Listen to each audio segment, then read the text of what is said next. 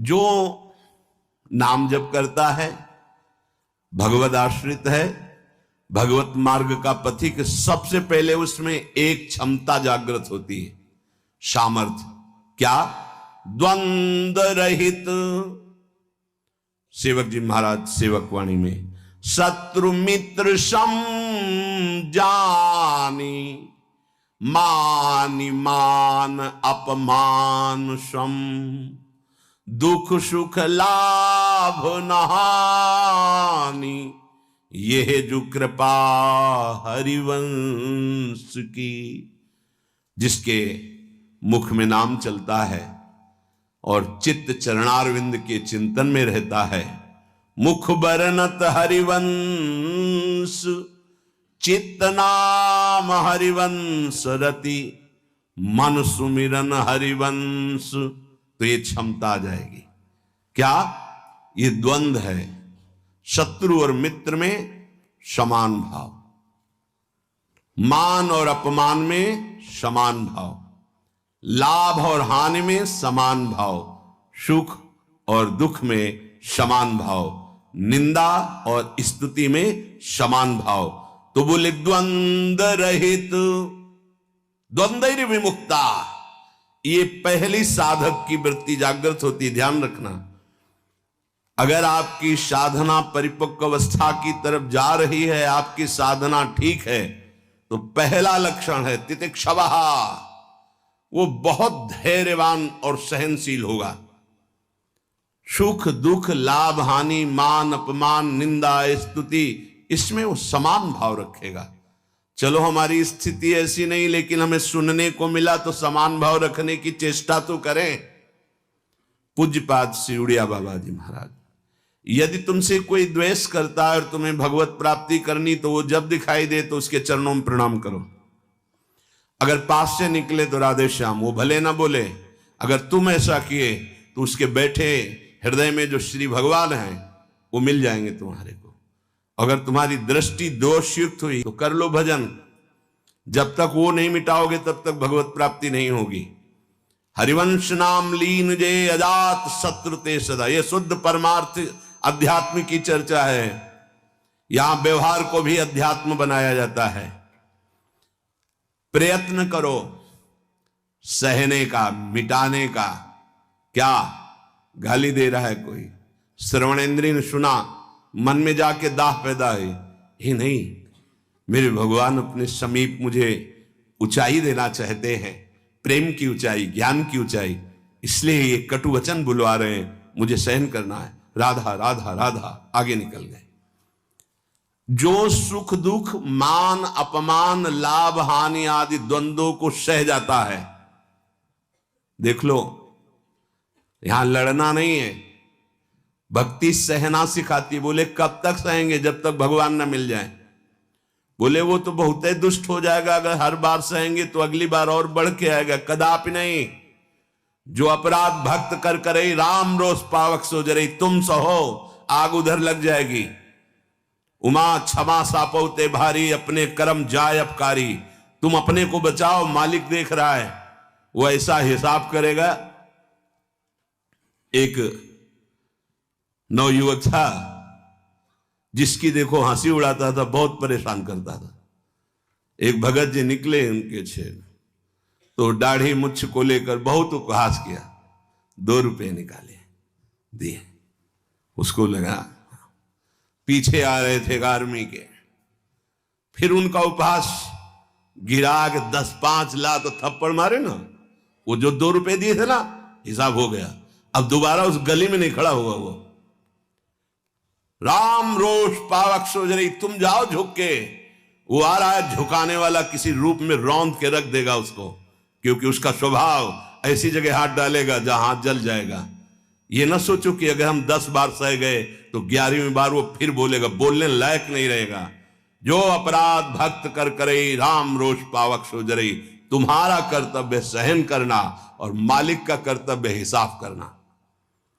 एक साधु जा रहे थे, गंगा किनारे भ्रमण कर रहे थे, तो छड़ी रखते, सोटा लंगोटा लोटा ये साधु के पास रहता है, तो सोटा लिए हुए थे और अपनी मस्ती में जा रहे थे। ऐसे पीछे धोबी कपड़ा धो धो के ऐसे सब फैलाए हुए था सूखने के लिए।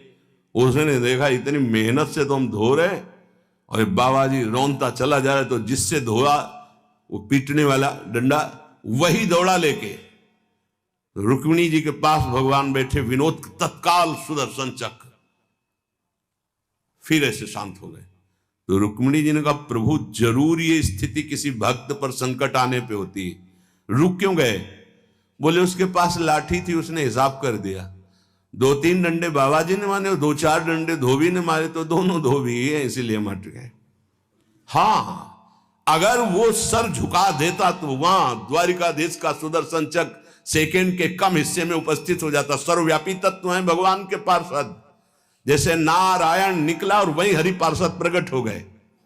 आप अगर डंडे चलाओगे ना तो हिसाब किताब आपका भारी पड़ जाएगा। अगर आपने सर झुका दिया तो वो हर समय तुम्हें देख रहा है, कोई क्षण ऐसा नहीं है, कोई जगह ऐसी नहीं जहां उसके नेत्र ना हो।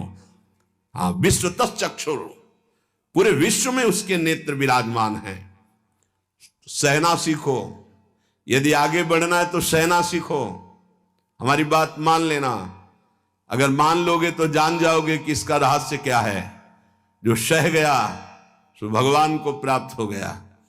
जितना सहोगे उतने महान बनते चले जाओगे। ये शिक्षा हमको एक शराबी ने दी थी। वैकुंठ धाम ब्रह्मावर्त बिठोर ले गया, एकांत में ठाकुर जी के श्री विग्रह को दिखाया और नीचे के संगमरमर को दिखाया और कहा देखो यही संगमरमर तिल तिल काटा गया, टूटा नहीं, तो आज भगवान बन करके आरती होती है। ए बाबा जी बना, टूटना नहीं, चाहे जितना कष्ट आवे।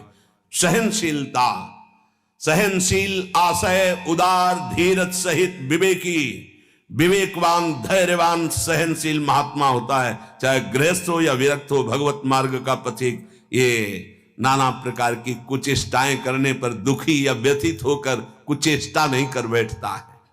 द्वंद्व रहित। आगे गतमान, ये जो अभिमान और ममता सर्वनाश कर देती है, भगवत मार्ग का उपासक उस अभिमान का सर्वनाश कर देता है। नहीं, किसी भी बात का अभिमान नहीं। सच्ची कहते हैं जिस क्षण प्रभु बुलवाना ना चाहे तो एक शब्द भी नहीं आता हृदय में। कई बार हृदय से एकदम आते शून्य, खाली। अब न कोई प्रश्न का उत्तर है, न कोई प्रश्न है, न कोई वार्ता है। वो दे रहे हैं तो हो रही है, और वो ना दे तो का बोलने की हिम्मत नहीं है। शब्द और शास्त्र ज्ञान और व्याख्या तो अलग जाने दो, वही बुलवा रहे, वही सत्य चेष्टा करा रहे। ये सतमार्ग पहाड़ पे चलना है, ये हमारे चढ़ने की योग्यता नहीं, पर वो वाचालम बना देते हैं। मूक को पंगु से पहाड़ चढ़ा देते हैं। सांप का छोटा बच्चा गरुड़ को पछाड़ दे, राम कृपा हो जाए, हाँ, तो लघु ब्याल गरुड़ को खा जाए, ऐसी सामर्थ्य पैदा कर दे भगवान। सब कुछ भगवान की सामर्थ्य से सत मार्ग का होता है, सब कुछ हमारे अहंकार से असत मार्ग का होता है। अहंकार त्यागी, सत मार्ग का अनुरागी। अहंकार युक्त तो कहेगा जरूर भगवान की सामर्थ्य से हो रहा है, पर अहंकार वासनाओं का खेल खिला के पाप करेगा। तो कह रहे गतमान, ये भगवान को अधीन करने वाली आगे बात कह रहे हैं कि सुख निधान भगवान तुम्हारे अधीन क्यों नहीं हो जाएंगे यदि ऐसा करोगे। पहला, मान अपमान, दुख सुख, लाभ हानि में समान भाव। दूसरा, मान को स्वीकार मत करो। ये देहाभिमानी पुरुषों के द्वारा किया हुआ प्रणाम नमस्कार, ये देहाभिमान को पुष्ट करने वाली अविद्या की एक नई चाल है। उनके हृदय में विराजमान सच्चिदानंद भगवान को देखते हुए इसे विनोद में उड़ा दो। विनोद में, मैं जान रहा हूं प्रभु, अब नहीं फंसेंगे, गुरु कृपा हो गई। आपका ये प्रणाम नमस्कार फांस नहीं सकता, नाथ आप तो हमारे स्वामी हो। अब नहीं, लाखों प्रणाम दंडवत हो रही, लेकिन नहीं, वो तुम्हारी प्रणाम दंडवत नहीं हो रही, वो तुम्हें फंसाया जा रहा है। आखिरी खाई है यश कीर्ति मान। नहीं, हे सच्चिदानंद गुरुदेव, आप सब रूपों में काहे को मजाक कर रहे हो प्रभु, आप ही तो विराजमान हो। नाथ कोई नहीं फंसा पाएगा। अब हम तो बड़े भजनानंदी, हमारा बड़ा नाम हो रहा है, प्रणाम नमस्कार हो रहा, तो आगे है खाई, उसमें मुंह भरा गिर जाओ, निकल नहीं पाओगे। जैसे कंचन की खाई, कामिनी की खाई, ऐसे कीर्ति की खाई। तो गत मान सबहि मान प्रद आप मानी, सबके चरणों में बंधन भक्ति, मेरे नाथ इन सब रूपों में विराजमान। वो प्रणाम कर रहे हैं, नमस्कार कर रहे हैं, वो जय बोल रहे, ये उनकी महानता है। वो अपने हृदय की स्थिति के अनुसार बर्ताव कर, हम तो अधम जीव हैं, प्रभु की कृपा से चल रहे। मेरे प्रभु सब रूपों में है, कहीं मान नहीं छुएगा, और अगर मान छू गया तो विष चढ़ गया। सम्मानम कल्याति घोर गरलम, ये मान रूपी जहर केवल गुरु कृपा से ही दूर होता है। एक ही जगह इस मान की धुलाई होती, दूसरी जगह नहीं। और दूसरी जगह तो आप जहां भी जाओगे वैष्णव चिन्ह देख के सम्मान होगा। एक है घाट, गुरु घाट, जिनमें इसकी धुलाई होती है, वहां कोई भी तुम्हारी चतुराई नहीं चलेगी, कोई भी गुण नहीं चलेगा, कोई भी प्रभाव नहीं चलेगा। वहां धुल के रख देते हैं इस मान को, और जहां मान धुला और दैन्यता आई तो हरि कंठ लगा लेते हैं, भगवान उसे अपने समीप रख लेते हैं। बलिहारी गुरु आपने, जिन्होंने मान को मिटिया मेट कर दिया। बलिहारी कभी नहीं सुधरता है मान का स्वभाव, ये गुरुदेव, इसीलिए गुरुदेव के हाथ का खिलौना कोई बिरला ही बनता है। अहंकार के हाथ के खिलौने तो सब बने हुए, जैसी चाबी भरता है अहंकार, वैसे ही खेल हो रहे, लेकिन कोई गुरुदेव के हाथ का खिलौना विशेष लाडला होता है। भर दी चाबी, अब उसके हृदय में खेल चल रहा है निकुंज का। मान का त्याग करा करके दैन्यता का भाव प्रकाशित करना, ये प्रेमी महापुरुष सदगुरुदेव की कृपा से होता है। गत मान, आगे ज्ञान रथ। ज्ञान किस बात का?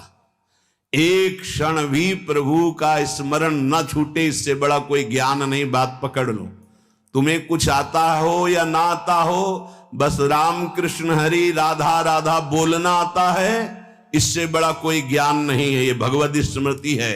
यस्य स्मरण मात्रेण जन्म संसार बंधनात् विमुच्यते, नमस्तस्मै विष्णवे प्रभु विष्णवे, जिनका स्मरण मात्र जन्म मरण बंधन से मुक्त कर देता है। राधा राधा कृष्ण कृष्ण। ज्ञान रथ, जब आप नाम जप करेंगे तो स्वाभाविक, सच्ची मानिएगा, इस शरीर से प्यार खत्म हो जाता है। ये बहुत व्यवस्थित भगवान की कृपा से चलता है, पर इससे राग नहीं रहता। पुराने कपड़े से जैसे तुम्हारा कोई राग नहीं रहता, फेंक देते हो कूड़ा में, ऐसे ही इस शरीर से ज्ञान रत उपासक को कोई संबंध नहीं रहता। बिल्कुल समझ लेना, जैसे कबाड़ में पड़ी हुई गाड़ी से ध्यान आएगा, ऐसे गया, पर आपकी रति नहीं होगी क्योंकि बेकार हो गई है। ऐसे हर समय उपासक की दृष्टि में गाड़ी, ये जो पांच भौतिक गाड़ी, ये केवल भगवत प्राप्ति के लिए है। अगर ज्ञान प्रकट हो गया तो इससे कोई रति नहीं रहती, इससे कोई अपना शरीर का राग मिट जाना ही सब ज्ञान है। भगवान नाम में रुचि हो जाना ही सब ज्ञान है। बस दो बात समझ लो, जितना इससे तुम प्रेम करोगे उतना ही पापाचरण होगा, और जितना नाम से प्रेम करोगे उतना ही इससे वैराग्य होगा, और आप दिव्य उन्नति को प्राप्त हो जाएंगे। ज्ञान रथ, सच्चा ज्ञान, मैं भगवत स्वरूप हूं।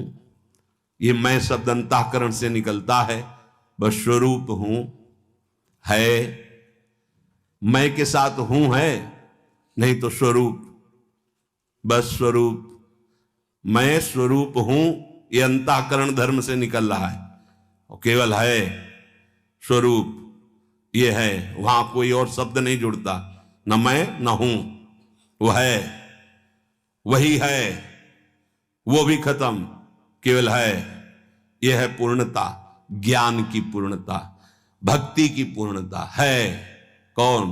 गोविंद, गुरुदेव, किशोरी जी है। बिरत खटाई नाना कस, जैसे कुछ धातुएं होती हैं उनमें खटाई डालते तो बहुत जहरीली हो जाती है, ऐसे ही उपासक को हर भोग दिखाई देता है जहरीला। ब्रह्मादिक के भोग सब विषम लागत ताई, तो कहे फिर सुख क्या उसको मिलता होगा? गांव में जब गुड़ बनाया जाता है तो ऊपर का जो फेन निकलता है ना, गांव के जो गरीब लड़के होते हैं दौड़ के वो चाटते हैं, बड़ा मीठा अच्छा लगता है। कहीं उनको रबड़ी मिल जाए तो उसकी तरफ देखेंगे क्या? नहीं देखेंगे, क्योंकि अब उससे बहुत कई गुना बढ़कर के आनंददायक वो रबड़ी मिल गई। जैसे निर्मल विशाल मृदु जल का जलाशय मिल जाए तो छोटे छोटे गंदे गड्ढों की याद नहीं आती, ऐसे सच्चिदानंद भगवान का सुख स्फुरित होता है जब, ते गंदे विषय विष की तरह दिखाई देते। ब्रह्मादिक के भोग सब विषम लागत ताय। तो बोले उस उपासक के हृदय में इतना वैराग्य हो जाता है जैसे वमन, खाने का मन नहीं होगा, विष्ठावत मलवत त्याग, मल त्याग के बाद कोई अहंकार नहीं होता, अर्थात वो त्यागी भी है और अहंकार का त्यागी है। जैसे इसमें कहा बीरत खटाई नाना कस, जैसे काश आदि जो पात्र हैं इनमें खटाई पड़ जाए तो बहुत जहरीली हो जाती है। बोले ऐसे ही ये सारे विषय उसे जहरवत दिखाई देते हैं। इसीलिए जो विषय प्रिय लग रहे हैं उनसे पिंड छुटाना हो तो भगवान को अर्पित करके भोग लगा के पाओ। गंदे विषय भगवान को भोग लगाए नहीं जाते। अगर कोई भी प्रिय पदार्थ है आपका कि ये तो हमें बहुत पसंद है, तो उससे पहले 20 मिनट प्रभु को भोग लगाओ और थोड़ा प्रसाद लेके बांट दो। कोई और ना हो तो पशु पक्षियों को बांट दो, राग खत्म हो जाएगा, पक्का राग खत्म हो जाएगा। ये गुरुजनों के अनुभव की बात है।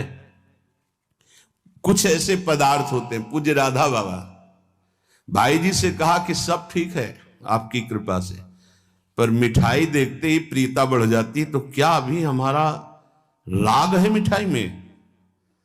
भाई जी हर समय बाबा की मनोवृत्तियों को देखने वाले महापुरुष, तो उनका नहीं, तुम्हारी स्थिति में मिठाई का राग नहीं है, ये स्वभाववश शरीर की आवश्यकतावश पूर्व अभ्यास रहा है।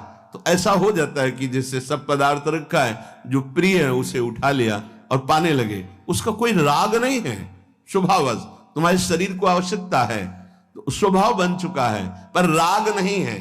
पर अपने लोगों की स्थिति नहीं है, अपने लोगों का राग है। हमें जो राग है सच्ची मानो गुरुजनों की आज्ञा पे चले तो नष्ट हो जाएगा। जो प्रिय से प्रिय वस्तु लगे 20 मिनट भोग लगाना, दिखाना नहीं केवल, क्योंकि होगा ना कि गरम गरम पकौड़ा और चटनी हो सब दिखा लो श्री जी को पालो, नहीं, रसेंद्री को नहीं, श्री जी को पवाओ और इसके बाद एक पकौड़ा चटनी आप लो, बका दूसरे को दे दो, आप अपना पेट भरो रोटी से। आप देखो ना आपकी रसेंद्री बस में, रसेंद्री बस में हुई हर इंद्री बस में हो जाएगी।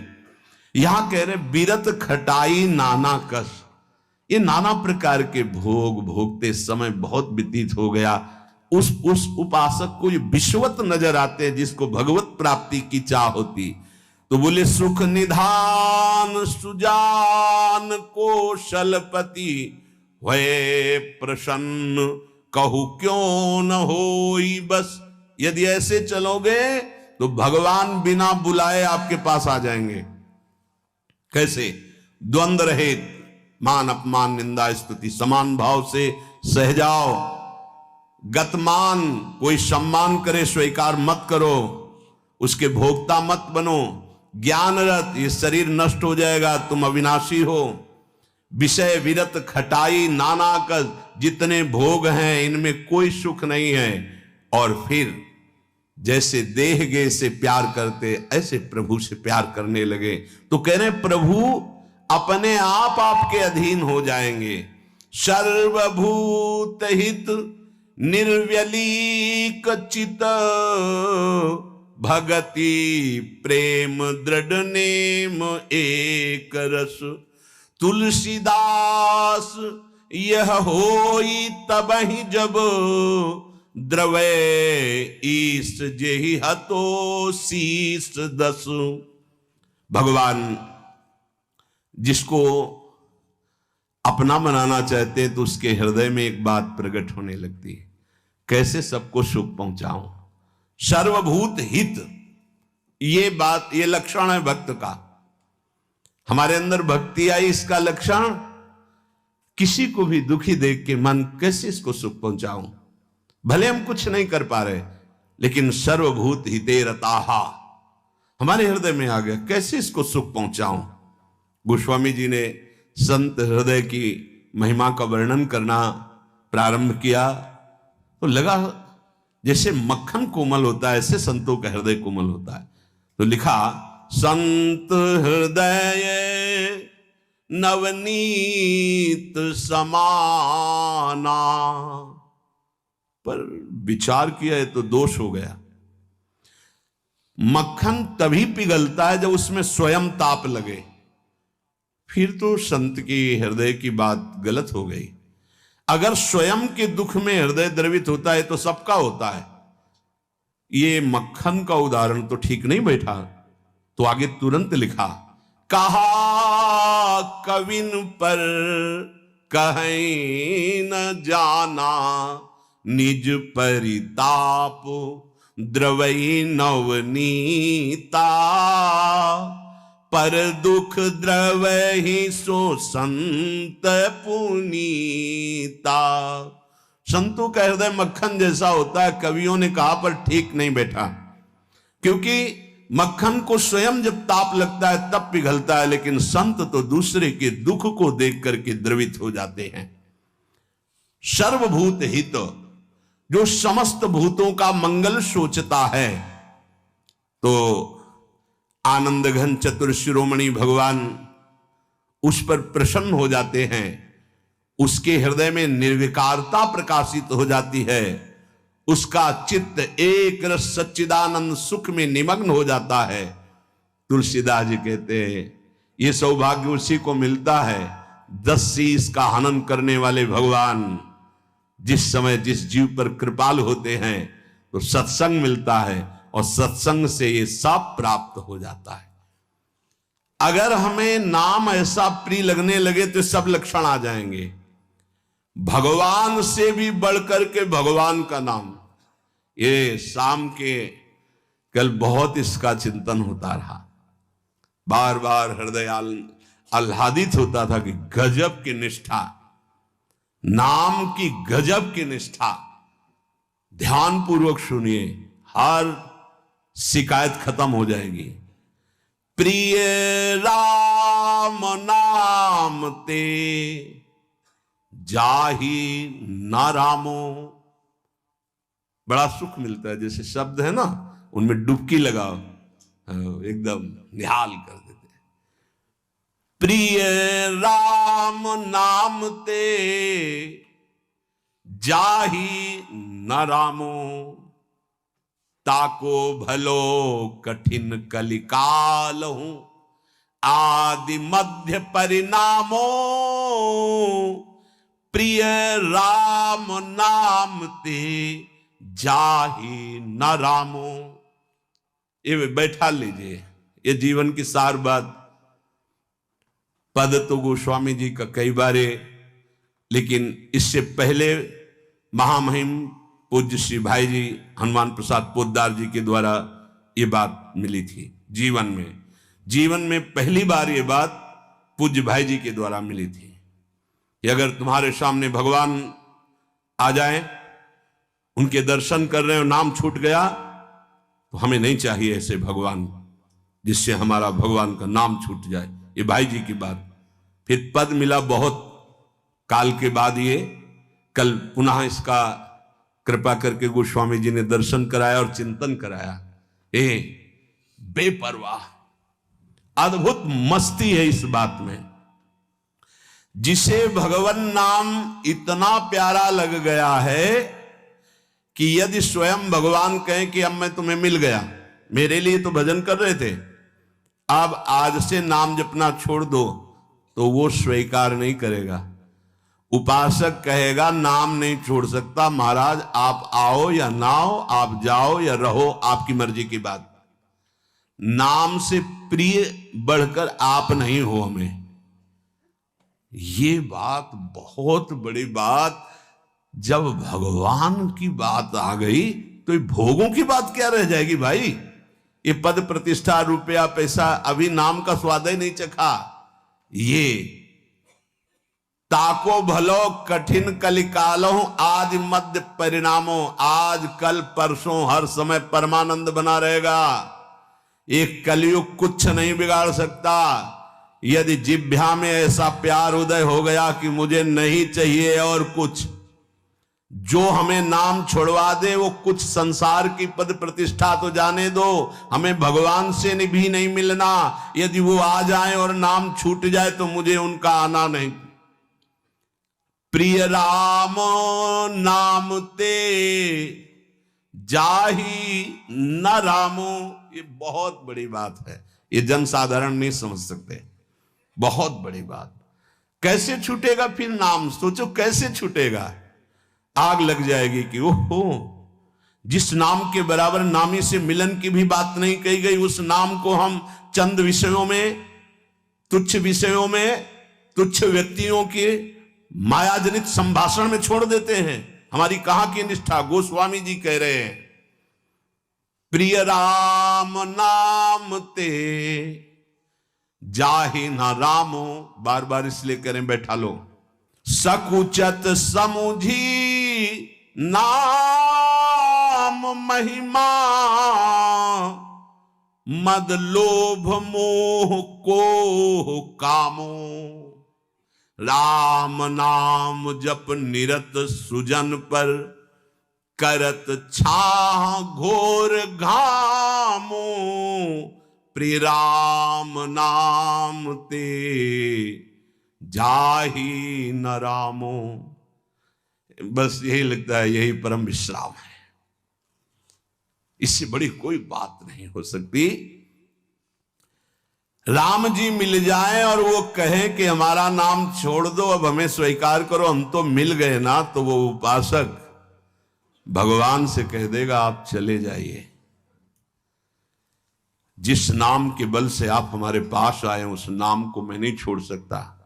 आप कभी मत दर्शन देना, कभी मत आना, आप हमें हर दुख देना, पर मैं नाम नहीं छोड़ सकता। ये बात पकड़नी, ये बात पकड़नी। पकड़ लो, सब कुछ तुम्हारे अधीन हो जाएगा। मुझे आपसे मिलने की आवश्यकता नहीं है यदि नाम छूट जाए तो। यही भाई जी लिखा था प्रियालाल के लिए, राधा कृष्ण के लिए। सबसे पहले भाई जी की बात तो थोड़ी देर तो विचार चलता रहा इस विषय का कि नाम साधन है और साध्य है प्रभु।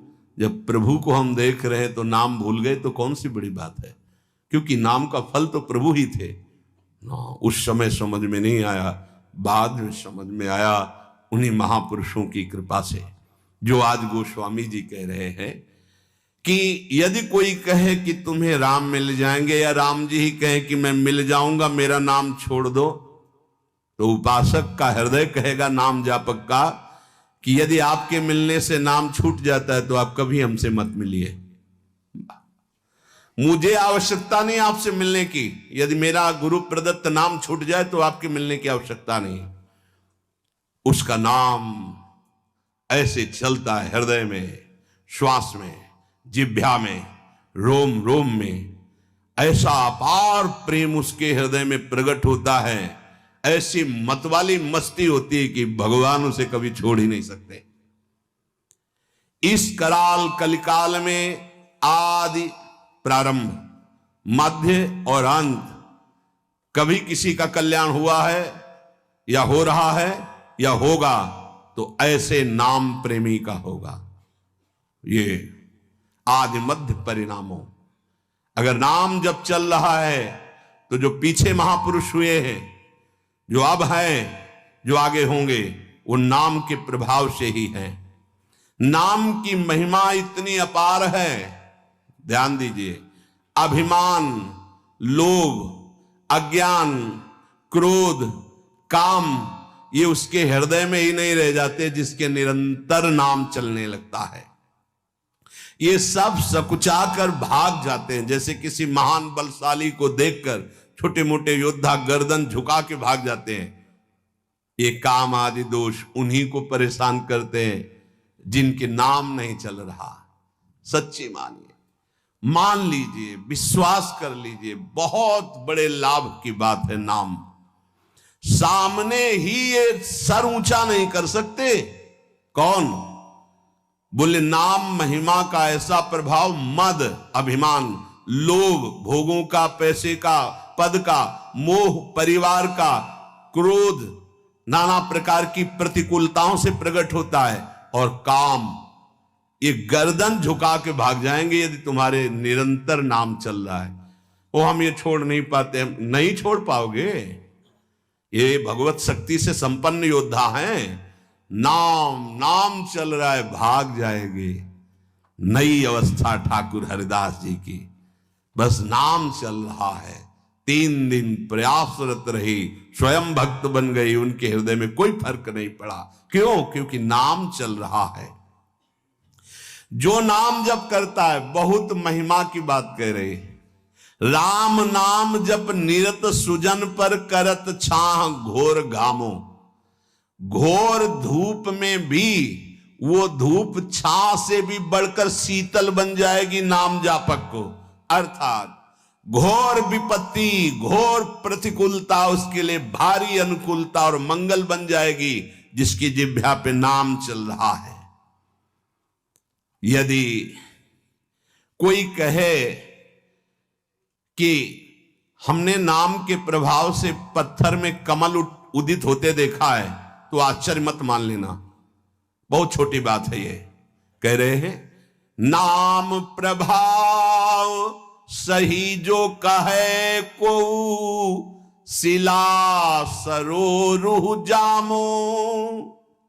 जो सुन सुमिरी भाग भाजन भई, सुकृत शील भील भामो। यदि कोई तुम्हें ऐसा कह दे कि हमने देखा है पत्थर में कमल खिल गया, असंभव, तो तुम मान लेना कि वो नाम जापक ऐसा हो सकता है।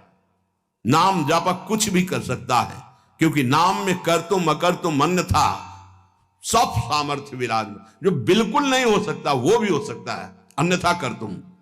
जैसे जहां सुई का धागा जाना छेद में बहुत कठिन होता है सुई के, वहां से अनंत ब्रह्मांड भगवान पार कर सकते हैं, और उन भगवान को अधीन करने वाला नाम है, सब ठीक हो जाएगा। सब कुछ हो सकता है। नाम की महिमा समझ करके ये तुम्हारे काम क्रोध लोभ मोह मद मत्सर्य सकुचा कर भाग जाएंगे, सामने नहीं आएंगे। भारी से भारी प्रतिकूलता दुख तुम्हारे लिए आनंद प्रदान करने वाली बन जाएगी यदि आप नाम जप कर रहे हो। महान दुख सुख बनकर तुम्हारे को कभी छोड़ेंगे ही नहीं। यदि कोई कहे कि नाम के प्रभाव से पत्थर में कमल उत्पन्न हो गया, तो उसे झूठा मत समझना, क्योंकि संभव को असंभव और असंभव को संभव करने की सामर्थ्य नाम में विराजमान है। जिस नाम का स्मरण करके भीलनी जगत बंदनी सबरी जी हो गई और भगवान उनके जूठे बेर खाए, तुम्हें विश्वास नहीं है? उस नाम पर परम भाग्यवती पुण्यमयी ब्रह्म ऋषियों से भी पूजनीय माता सबरी हो गई। और ऐसे जो सीधा राम राम नहीं बोल पा रहे थे, मरा मरा मरा मा, वो भगवान के अवतार के पहले भगवान की लीला लिखने की योग्यता प्राप्त कर ली। जो अपने भाव से भगवान नारायण नहीं पुकार रहा था, अपने पुत्र को पुकार रहा था, उसे परम पद प्राप्त हो गया।